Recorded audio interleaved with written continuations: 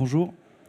Bonjour à toutes et tous. Merci à tous, toutes et tous d'être présents. Bienvenue à cette présentation ADEME sur le soutien à l'innovation. Petit problème de micro, c'est bon.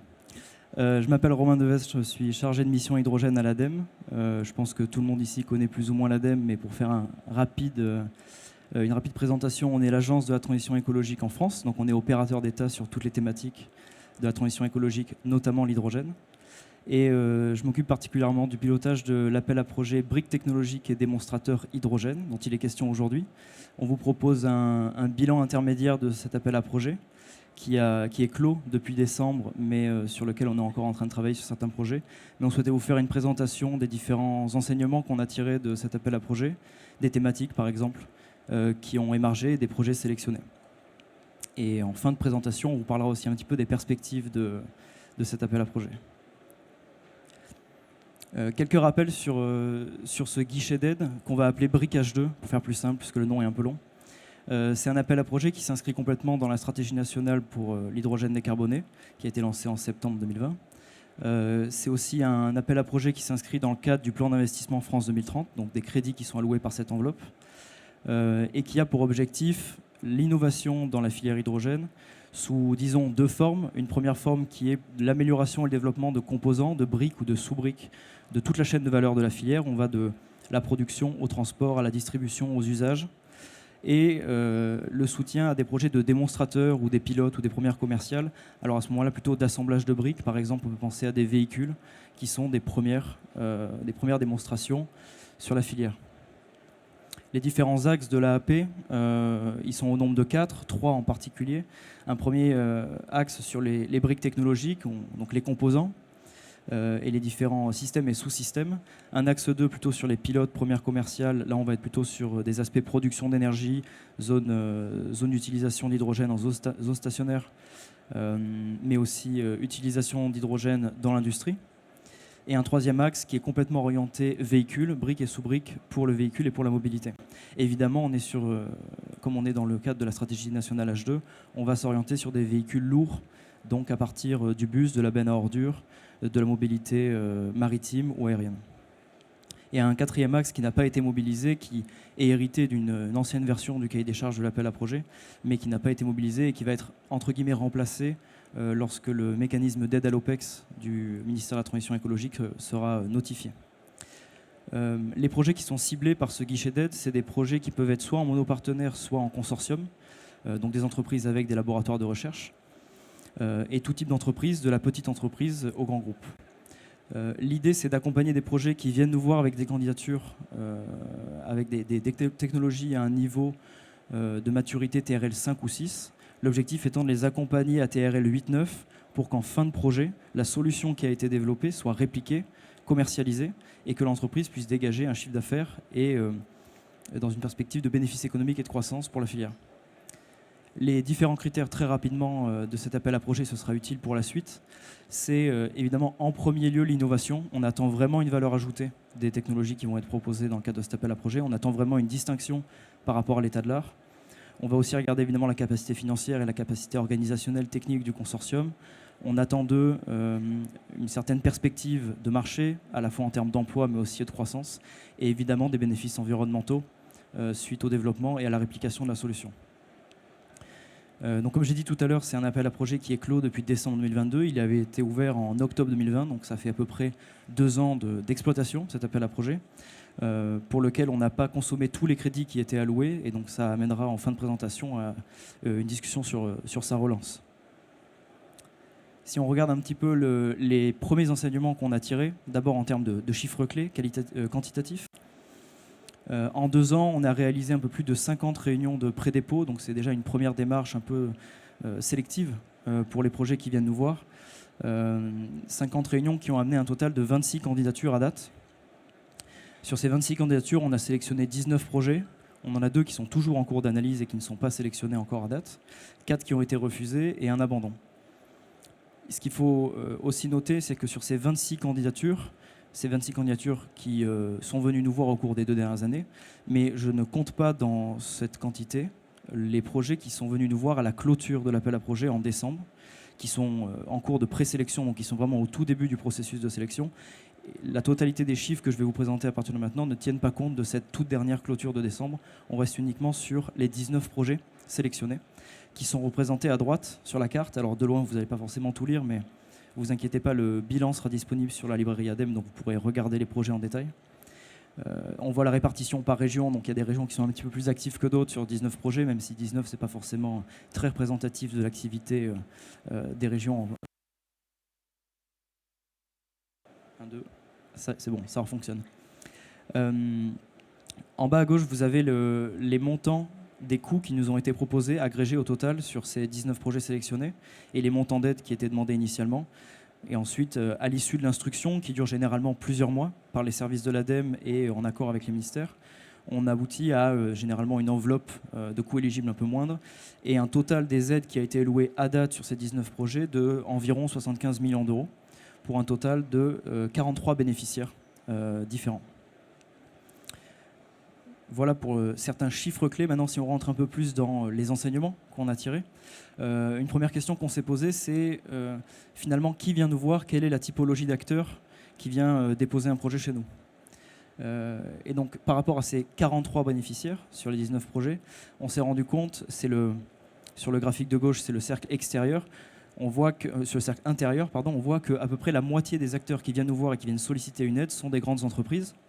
On a ensuite un tiers de petites entreprises et PME, et le reste des acteurs qui viennent nous voir sont répartis équitablement entre des laboratoires de recherche et des organismes affiliés, des EPIC. Mais quand on regarde la répartition d'aide par rapport au type d'acteurs, on se rend compte que les grandes entreprises totalisent à peu près de 70% des aides. Encore une fois, ensuite, le reste se répartit entre les moyennes entreprises et les EPIC et laboratoires. Ce phénomène s'explique assez simplement, finalement, par le fait que, certes, on aide moins en termes de taux d'aide les grandes entreprises par rapport à leurs coûts. En revanche, les grandes entreprises viennent souvent nous voir avec une enveloppe et un budget beaucoup plus important. Et c'est ce qui est affiché sur le graphique de droite. Les grandes entreprises, donc les GE et les ETI, ont généralement une enveloppe beaucoup plus importante, 2 à 3 fois supérieure à celle des PME ou des EPIC ou des organismes de recherche qui viennent nous voir. Sur le paysage de droite, donc on voit que c'est un paysage plutôt occupé par les grandes entreprises. La barre qui est tout à gauche, c'est l'agrégation de l'ensemble des grandes entreprises qui sont venues nous voir en termes de demande d'aide et de coûts. Mais finalement, la barre qui est intéressante, c'est celle qui est juste à sa droite, GE-ETI hors projet CEOG. Le projet CEOG biaise un petit peu ce graphique, c'est pour ça qu'on a fait une barre dédiée, parce que c'est un projet très particulier avec des modalités particulières. Donc pour l'analyse, on a décidé de regarder en dehors de ce projet-là. Finalement, en regardant un petit peu ces chiffres, ce qu'on s'est rendu compte, c'est qu'on a 2 typologies de projets très distinctes qui viennent nous voir.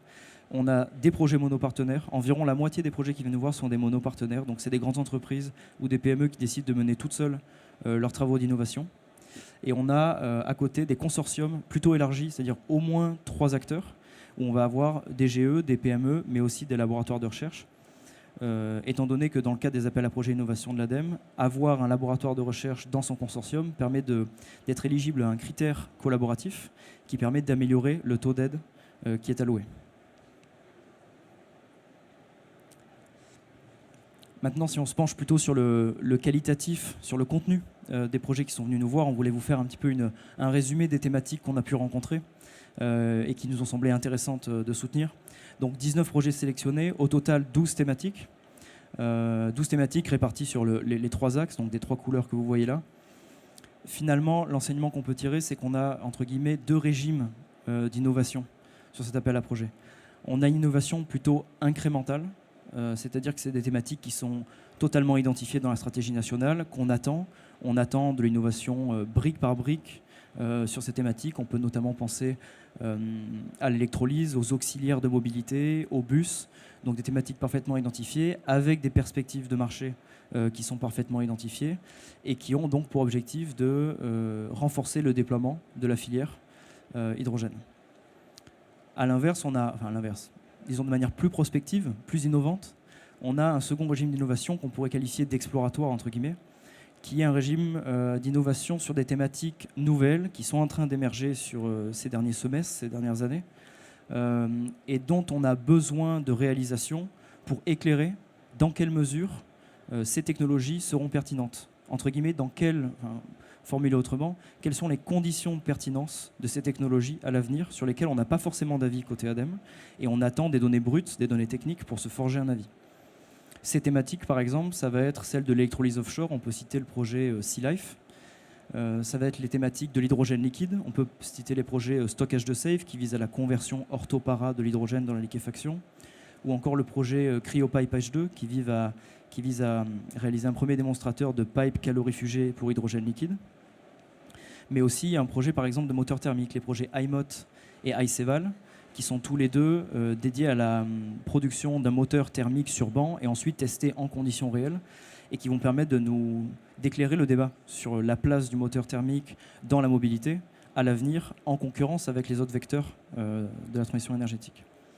On peut citer aussi d'autres innovations un petit peu plus lointaines avec la pyrogazéification qui arrive sur le devant de la scène aussi récemment côté innovation, et la canalisation H2. Je crois qu'ici même à ce forum, vous avez une présentation de GRT Gaz hier sur les canalisations H2, et notamment le projet Mosaïque qui est soutenu dans le cadre d'un partenariat, d'une convention ADEME, pour regarder les résultats techniques que vont donner le rétrofit d'un pipe de 35 km à l'hydrogène pur. Si vous souhaitez regarder plus en détail le contenu des projets qui ont été sélectionnés par l'ADEME, vous avez la possibilité de vous rendre sur la librairie.ademe.fr. Vous avez ce qu'on appelle des fiches lauréats, qui sont des fiches de 2 pages, où vous avez l'ensemble des enjeux, objectifs, contenus et montants des projets qui ont été sélectionnés en toute transparence. Et c'est sur ce même site, sur cette même librairie, que sera publié un avis, enfin ce bilan intermédiaire ADEME, qu'on vous présente aujourd'hui à l'oral, mais qui sera sous forme écrite et finalisé d'ici quelques semaines, et donc que vous pourrez consulter en détail. Alors, comme promis, quelques perspectives pour l'appel à projet Brick H2, qui est donc clos depuis décembre 2022, mais sur lequel on a un reliquat de budget. Et donc les discussions qu'on a en ce moment, qui sont évidemment soumises à validation in fine de la part des ministères, mais sur lesquelles on avance de manière assez confiante, on part sur une relance de l'appel à projet. Courant 2022, on envisage une relance février, potentiellement mars, si on prend un petit peu de retard. Et cette fois-ci, à la différence de l'appel à projet précédent, enfin de son édition précédente, où on avait un fonctionnement au fil de l'eau, on traitait les projets au moment où ils déposaient. Cette fois-ci, on se mettra en harmonisation, en cohérence avec l'ensemble des guichets France 2030 qui fonctionnent par clôture. Donc on aura une première clôture, une première relève plutôt, disons, en mai 2022. C'est ce qu'on envisage. Et ensuite, on aura des clôtures potentiellement régulières tous les 6 mois pendant 2 ans. Donc un appel à projet qui serait relancé sur 2 ans, ce qui donne une certaine visibilité en termes de soutien public. À noter en termes de modification, le contenu technique est assez peu différent, la philosophie est la même, les critères sont les mêmes. Une modification qu'il faut noter, c'est qu'en termes de soutien, les soutiens vont être améliorés. On va se mettre en harmonisation avec les guichets France 2030, ce qui veut dire qu'on va plus aider les travaux de recherche industrielle. Les travaux de développement expérimentaux resteront aidés au même niveau. On va distinguer le soutien aux moyennes entreprises et aux petites entreprises, ce qui va amener un soutien amélioré aux petites entreprises. Et dans certaines conditions, on augmentera le taux de subvention qui sera accordé au projet selon leur contenu. Malgré la relance de cet appel à projet dans une grande continuité technique, il y a quand même quelques points à noter en termes d'évolution du cahier des charges, notamment le retrait de l'axe 4, qui sera traité, comme je disais, plutôt par le guichet, l'outil, mécanisme OPEX, et son remplacement par un axe sur lequel on voulait mettre l'accent pour les 2 prochaines années, qui est un axe éco-conception et recyclabilité, qui est un axe plutôt transversal, puisqu'on peut le traiter dans l'axe 1, qui est sur les briques, les sous-briques de la filière, sur les véhicules. Donc ce n'est pas un axe forcément à part entière, mais c'est plutôt un axe transversal sur lequel on aimerait attirer les travaux et attirer l'œil de la filière.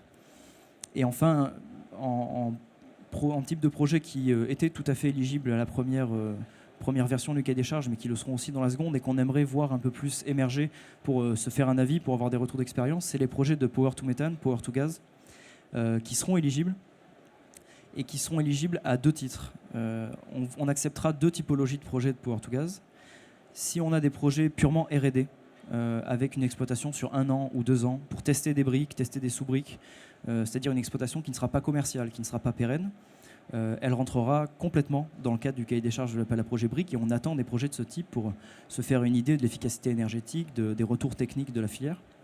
En revanche, les projets plutôt pilotes, première commerciale, c'est-à-dire qui ont une visée de commercialisation, qui ont une visée de pérennité, et donc qui nécessitent un tarif de rachat du méthane de synthèse qui va être produit.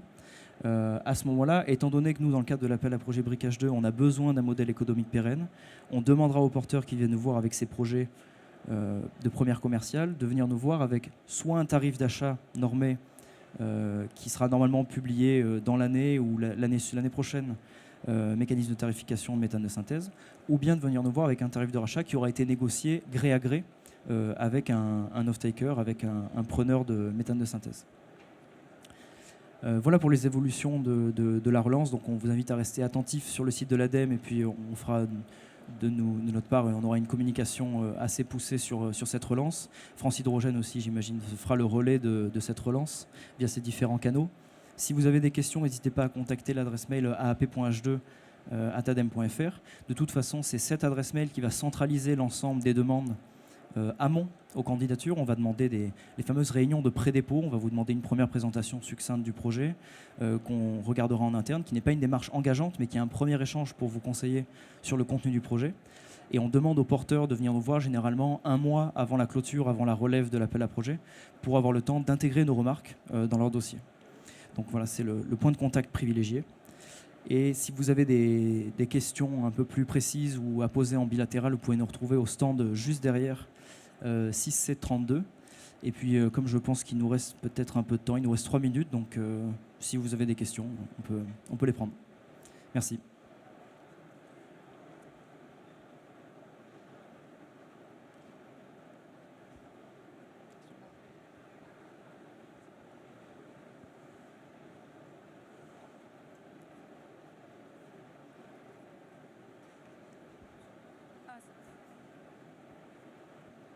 Bonjour, Nicolas Descourtis, IFPEN. Merci pour votre exposé intéressant, parce qu'on a rarement des rétextes de ce genre d'appel à projet.